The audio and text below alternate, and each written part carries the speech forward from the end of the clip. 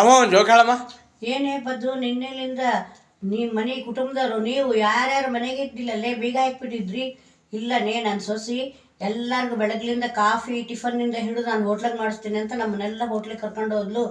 ಎಲ್ಲರಿಗೂ ಟಿಫನ್ನು ಉಪ್ಪಿಟ್ಟು, ಕೇಸರಿಬಾತು, ಪೂರಿ ಸಾಗು, ಆಮೇಲೆ ದೋಸೆ, ಉಪ್ಪಿಟ್ಟು ಕೇಸರಿಬಾತು, ಇಡ್ಲಿ ವಡೆ ಎಲ್ಲ ತೊಗೊಂಡ್ರು. ಒಬ್ಬೊಬ್ರು ಯಾರ್ಯಾರು ಇಷ್ಟ ಅವೆಲ್ಲ ತಿಂದರು.